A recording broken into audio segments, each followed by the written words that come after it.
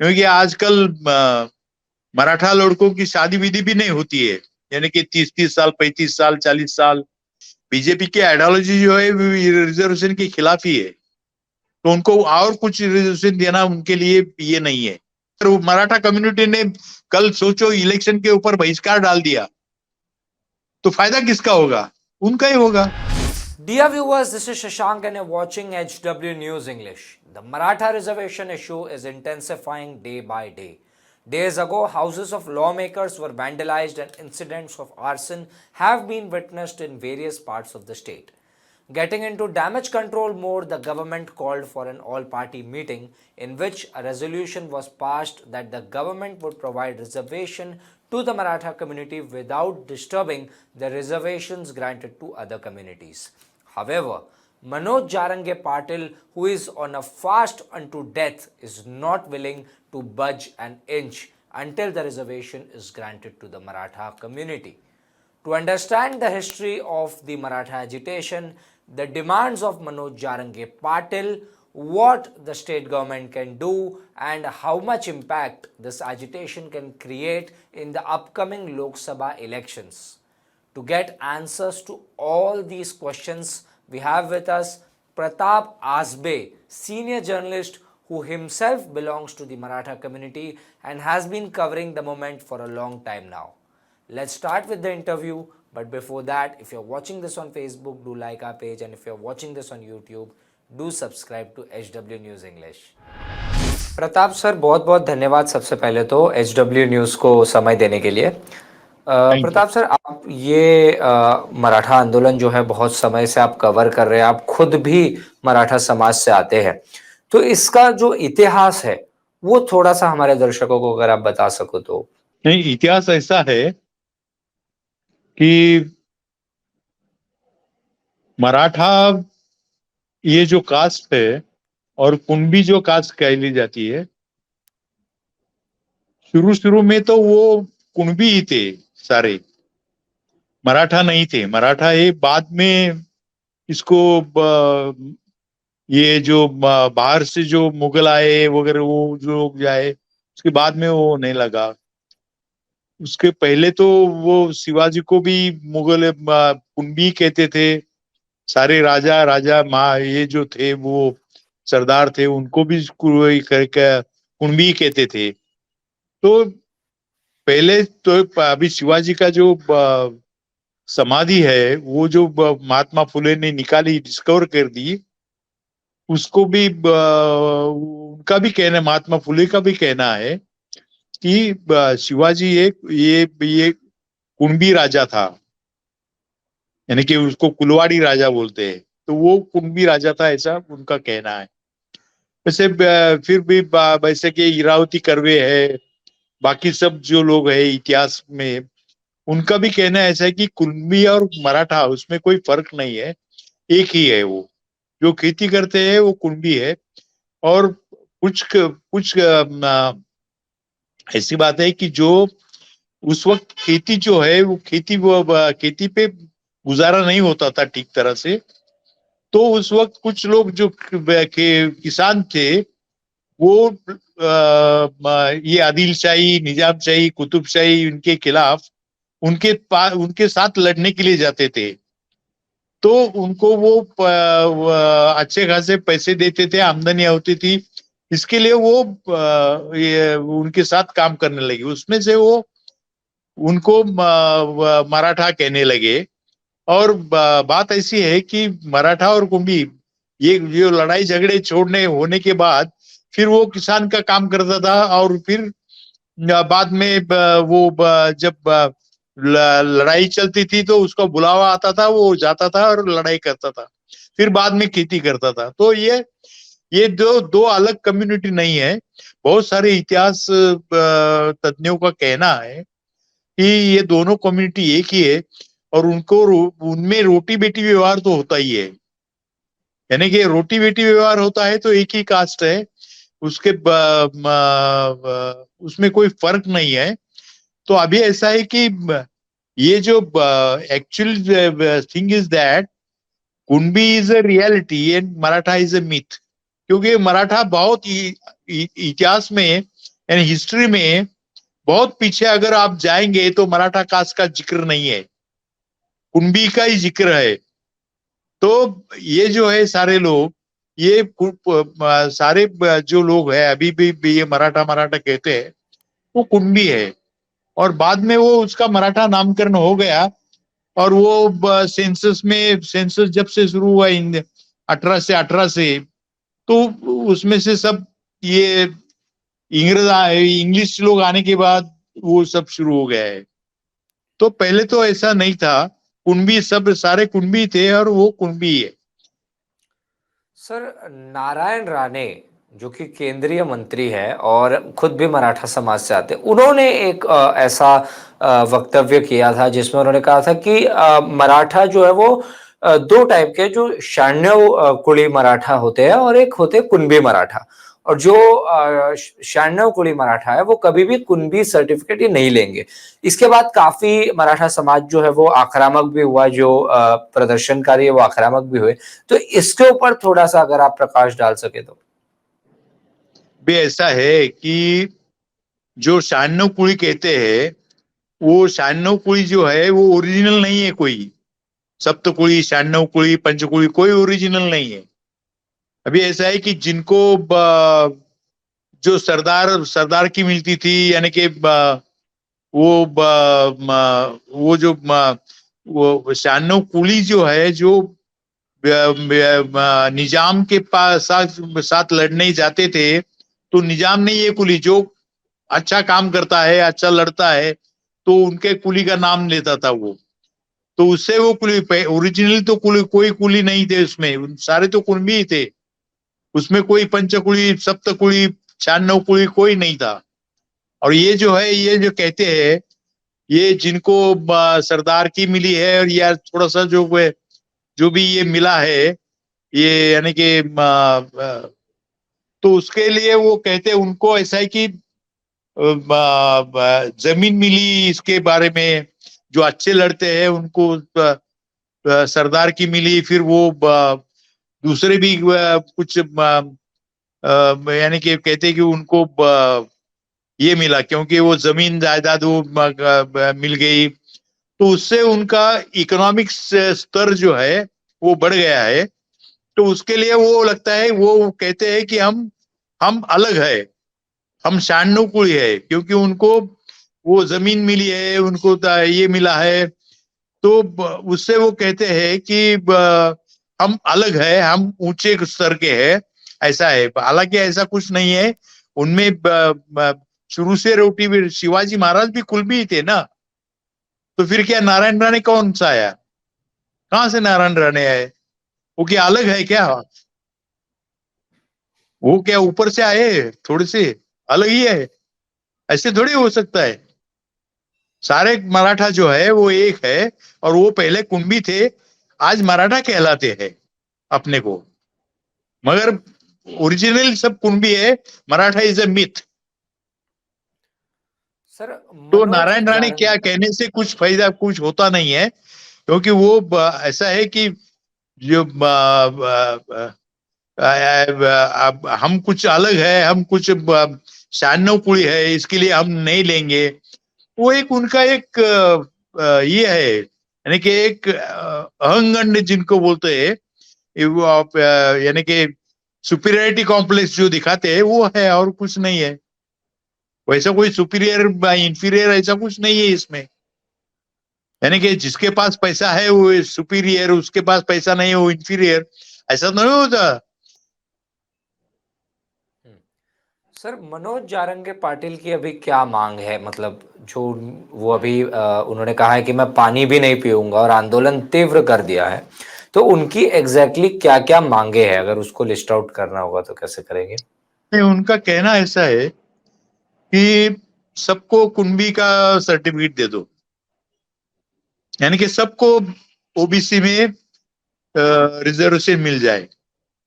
इसके लिए उन्होंने कहा है कि वो सबको कुणबी, यानी कि पहले तो मराठावाड़ा की बात करते थे, पर मराठवाड़ा क्या, सभी सभी स्टेट में, पूरे स्टेट में, मराठवाड़ा, विदर्भ, कोंकण, पश्चिम महाराष्ट्र, सब में ऐसा है कि कुणबी थे, तो उनका कुंडली को सर्टिफिकेट मिलना चाहिए, ऐसा उनका कहना है। तो उनको ओबीसी के अंदर उनकी वो शरीक हो जाएंगे और ओबीसी का रिजर्वेशन जो है वो उनको मिल जाएगा, ऐसा उनका कहना है। नहीं, लेकिन जो सरकार कह रही है शुरू से कि वो जो रिजर्वेशन देगी वो ये इंश्योर करते हुए देगी कि बाकी किसी समाज के रिजर्वेशन पे फर्क ना पड़े। अगर ये ओबीसी में आ जाते हैं तो कहीं ना कहीं ओबीसी का वो कम हो जाएगा, रिजर्वेशन का जो ब्रैकेट है वो। सच है, क्योंकि ऐसा है कि मराठा अगर 31%, 32% या 28% जो भी है, वो अगर इस ओबीसी में शरीक हो गए तो उनमें भागीदारी तो बढ़ेगी सबकी। अब ऐसा है कि इसमें ओबीसी में कितने 300, 350 जो भी कोई कास्ट है, उसमें धनगर है, माली है, बंजारी है, तेली है, ये सब जो कास्ट है, ये कास्ट वो फॉरवर्ड क्लास कास्ट है। और सब रिजर्वेशन का जो फायदा है, वो सब फायदा ये चार उनको मिलता है। 300, 350 जो की कास्ट है, उनको कुछ मिलता ही नहीं। अब मराठा इसमें शामिल हो गए, अगर मराठा इसमें शामिल हो गए तो इनका कंपटीशन बढ़ जाएगी। यानी कि ऐसा है कि बस फुल होने के बाद दूसरा कोई पैसेंजर को आने नहीं देते ना, तब उन्होंने अभी ऐसा है कि अब हमें मिला है तो हम दूसरों को अभी अंदर आने नहीं देंगे, क्योंकि उसकी उसकी भी भागीदारी बढ़ जाएगी इसमें।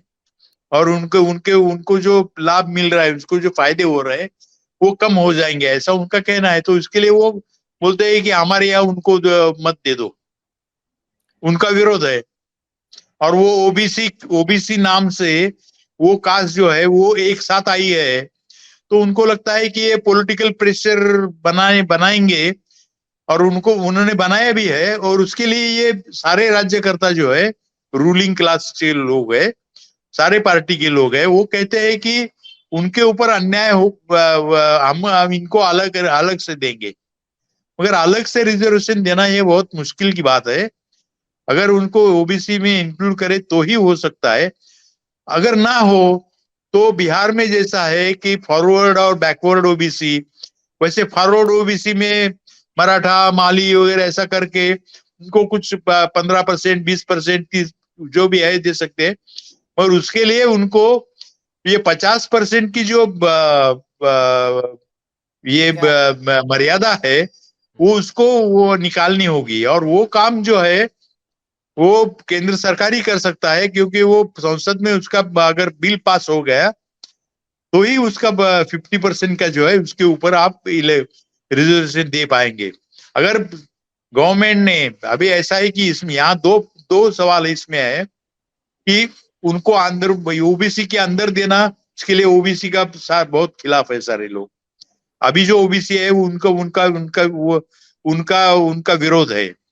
तो उसके लिए वो कहते हैं कि हमें इसके हमारी इसमें इंक्लूड मत करिए। अगर अगर उनको देना है तो सोशली और इकोनॉमिकली बैकवर्ड है ऐसा कह के ही देना पड़ेगा। तो मुझे ऐसा लगता है कि ओबीसी में फर्क करने के बाद ओबीसी फॉरवर्ड बैकवर्ड ऐसा कुछ करके दे सकते हैं। पर उसके लिए भी ऐसा है कि ये जो परसेंटेज है 50% का, जो इंदिरा साहनी के केस में जो मर्यादा डाल दी है रिजर्वेशन के ऊपर, वो हटानी होगी। तो और वो हटाना है तो ये है कि संसद को उसके बारे में एक बिल पास करना होगा। और उसके जो रिजर्वेशन की मर्यादा जो 50% की है, वो बढ़ानी होगी। 60%, 70% जो भी है उतना बढ़ाना पड़ेगा। क्योंकि बाकी जगह तो है, वहां उस वक्त हो गया है, ये तमिलनाडु में 69% है, मगर वो उस वक्त हो गया है। अब उसी वक्त अगर मराठा अगर इसमें शामिल हो जाते हैं ओबीसी में, तो ये भी यहाँ का भी रिजर्वेशन बढ़ सकता था, मगर उस वक्त हुआ नहीं। उस वक्त लोगों को भी लगा कि हमें क्या ओबीसी, हम मराठा है, हमें ओबीसी के हम क्यों ओबीसी कहेंगे, हमें काय के लिए रिजर्वेशन चाहिए।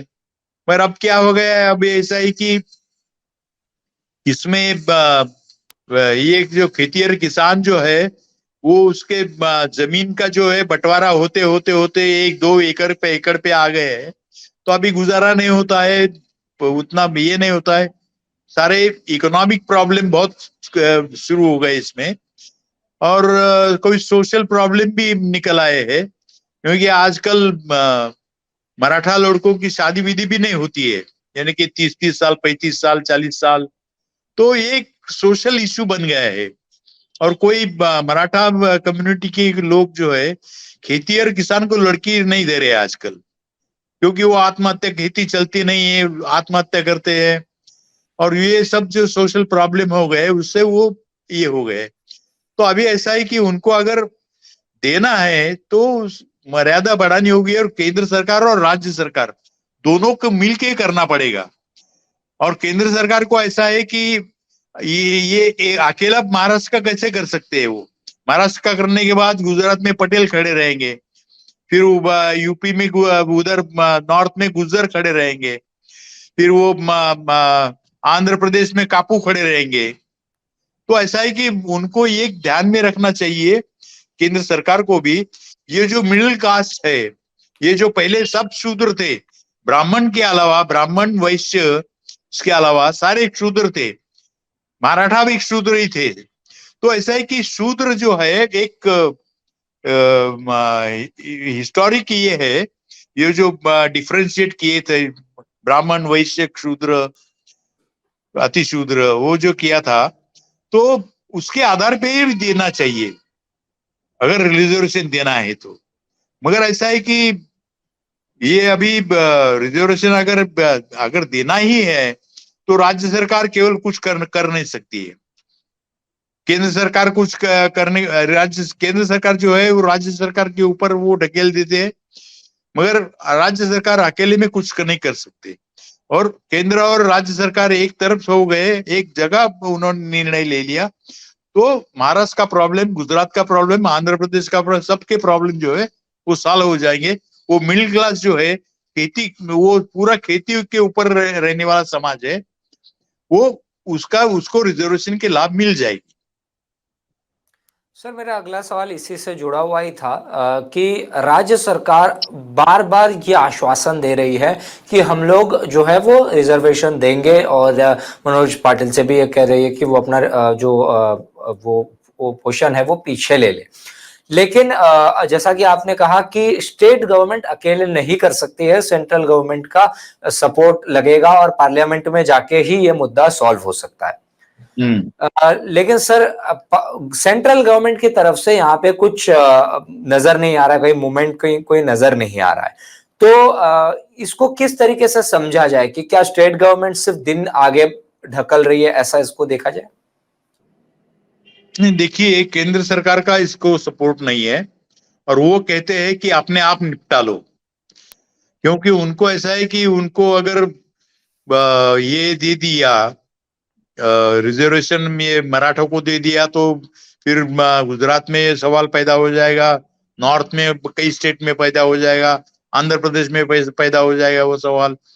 तो उनको वो करना नहीं है, क्योंकि उनकी कुछ अलग आइडियोलॉजी है, उनको कास्ट को ज्यादा इंपॉर्टेंस देना नहीं है, धर्म को इंपॉर्टेंस देना है। तो उनका कहना ऐसा है कि ये रिजर्वेशन, और वैसे भी बीजेपी की आइडियोलॉजी जो है रिजर्वेशन के खिलाफ ही है, तो उनको और कुछ रिजर्वेशन देना उनके लिए ये नहीं है, तो उसके लिए वो राज्य सरकार के ऊपर ढकेल देते हैं, और राज्य सरकार अकेली कुछ नहीं कर पाएगी।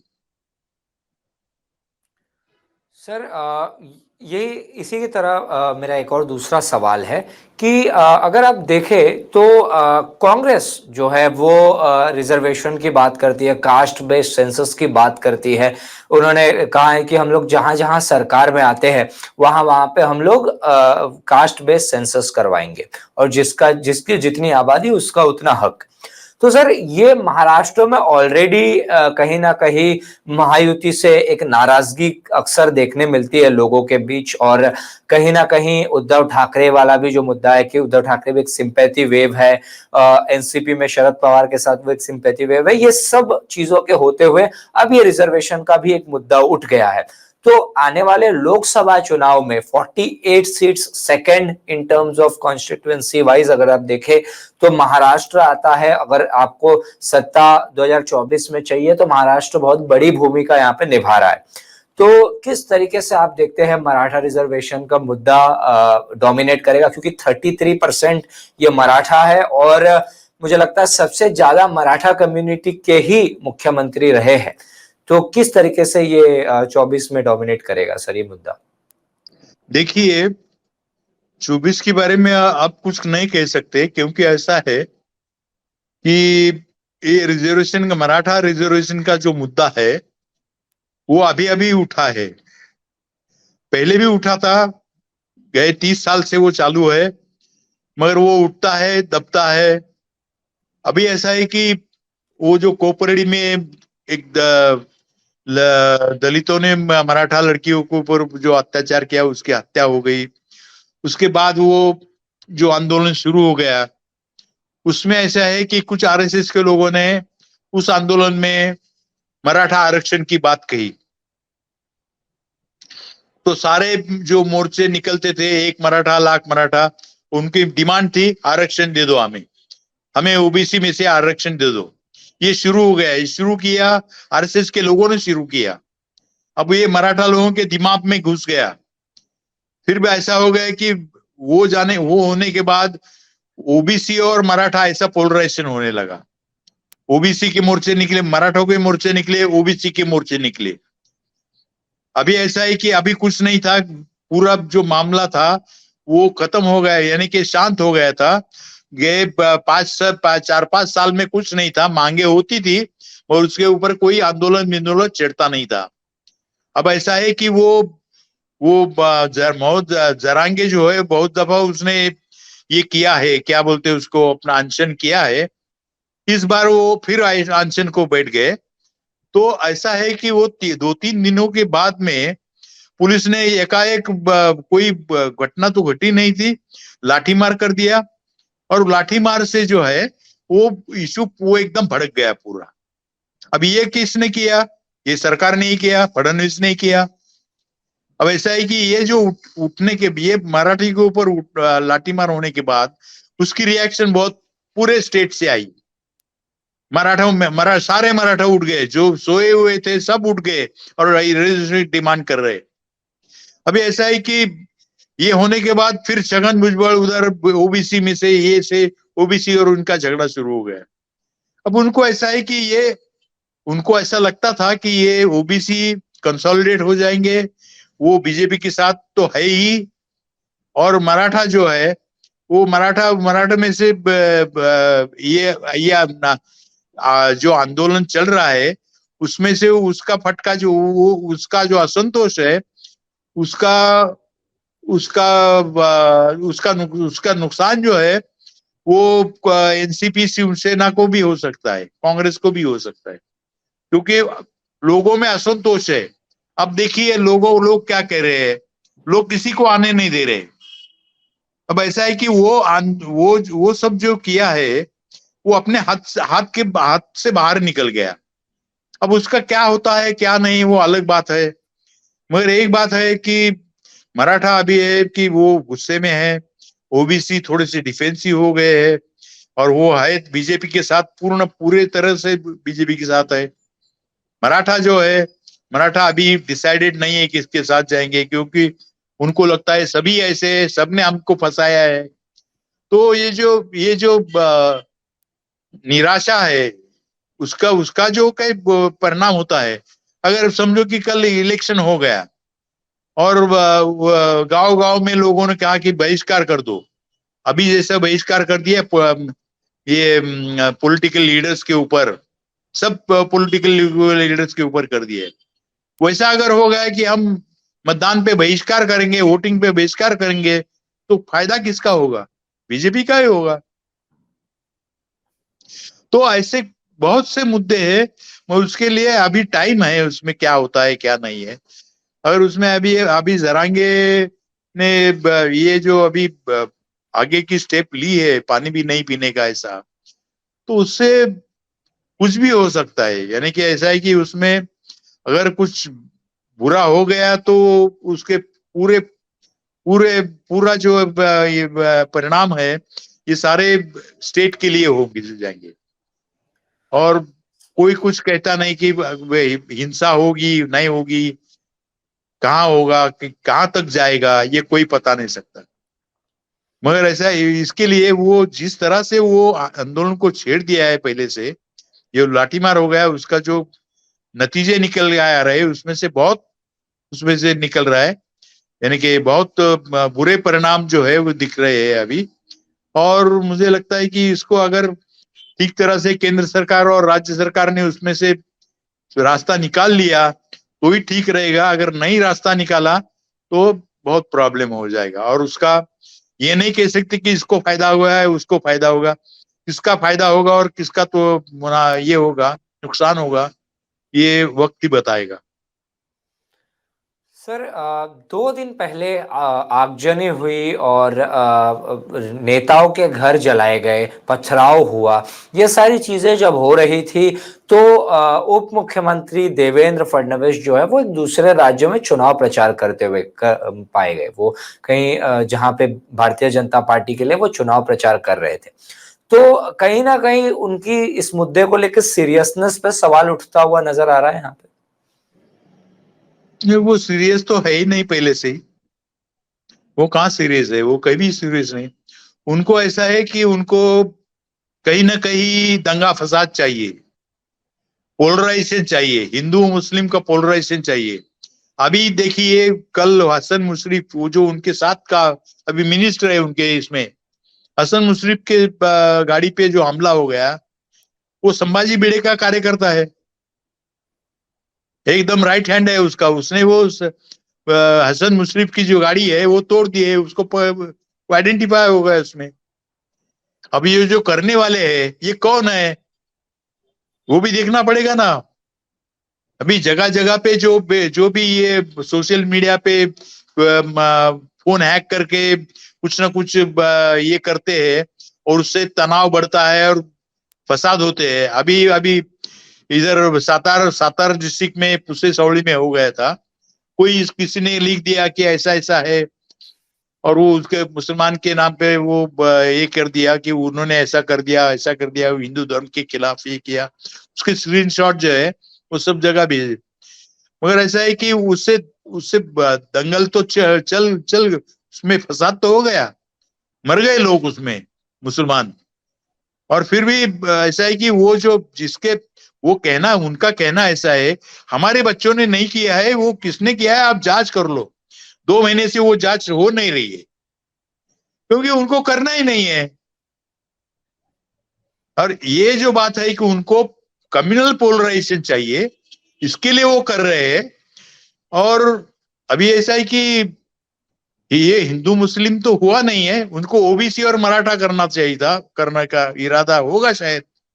नहीं तो फिर ऐसे कि चुपचाप बैठे हुए अनशन करने वाले लोगों के ऊपर क्यों लाठीचार्ज करते, लेकिन कोई उन्होंने ये वजह भी नहीं कहा थी ऐसे। कि कड़क कार्रवाई वो करेंगे। उन्होंने कहा है, मीडिया से संवाद करते हुए उन्होंने कहा कि वो कड़क कार्रवाई करेंगे जो भी इसमें आरोपी पाया जाएगा। भी क्या कड़क कार्रवाई करेंगे, क्योंकि ऐसा है आज तक अभी गए 6 महीने में जितने फसाद हो गए हैं उसके ऊपर क्या कार्रवाई कर दी है सरकार ने, कुछ नहीं कार्रवाई कर दी। फिर उनको पोलराइजेशन चाहिए, पोलराइजेशन के जरिए उनको इलेक्शन जीतना है। अगर पोलराइजेशन नहीं हुआ तो उनकी हालत खराब हो जाएगी। जी। उसमें ये मराठा और इसका कर दिया, वो झगड़ा लगाने का काम, मराठा और ओबीसी में झगड़ा लगाने का काम उन्होंने कर दिया। ओबीसी तो उनके साथ ही है, उनको ऐसा लगे अभी मराठा मराठा तो अभी ये अभी एकदम एजिटेटेड है। तो अभी अभी वो तो सारे कांग्रेस को भी आने नहीं देते, किसको आने नहीं देते, शिवसेना एनसीपी कांग्रेस बीजेपी किसको आने देते, फायदा किसका है। अगर वो मराठा कम्युनिटी ने कल सोचो इलेक्शन के ऊपर बहिष्कार डाल दिया तो फायदा किसका होगा, उनका ही होगा। उसी के लिए सारा चल रहा है ये। सर, आने वाले दिनों में सरकार की क्या भूमिका हो सकती है इस आंदोलन को लेकर के? नहीं नहीं, सरकार कहते हैं कि हम दे देंगे, हम देंगे, शिवाजी महाराज की सौगंध लेते हैं, ये करते हैं, वो करते हैं। कहां से देंगे? कहां से दे पाएंगे वो? अगर संसद ने 50% की जो मर्यादा है वो अगर बढ़ाई नहीं दी तो कहां से करेंगे ये? और ओबीसी में अगर इनको इंक्लूड कर दिया तो ओबीसी वाले इनके खिलाफ हो जाएंगे, बीजेपी वाले के। वो सारे ओबीसी वाले उनको छोड़ के जाएंगे। ऐसा एक ये है ना, कॉन्ट्रडिक्शन बन गई है। और वो उन्होंने निर्माण कर दी है कॉन्ट्रडिक्शन शुरू से ही। अब ये मराठा रिजर्वेशन का जो मामला है, पहले तो मराठा रिजर्वेशन मराठा को नहीं चाहिए था, अभी भी नहीं चाहिए कुछ लोगों को। जैसे राणे बिने लोग हैं, वो कहेंगे हम कुर्मी का नहीं लेंगे। ऐसे कुछ बहुत सारे लोग हैं, उनको नहीं चाहिए, वो बात अलग है। वो उनको उनके माले हालात अच्छे है, they are well to do people, बहुत अच्छे में ये है। पर वो जो गांव में जो रहने वाले हैं मराठा, वो तो उनके कोई सुनता नहीं, उनको कोई नौकरी नहीं है, उनको कोई शिक्षा नहीं है, कोई एडमिशन नहीं है, तो उनके हालात खराब है। हम्म, हम्म। चलिए, प्रताप सर, बहुत बहुत धन्यवाद आपका कि HW न्यूज़ को आपने समय दिया।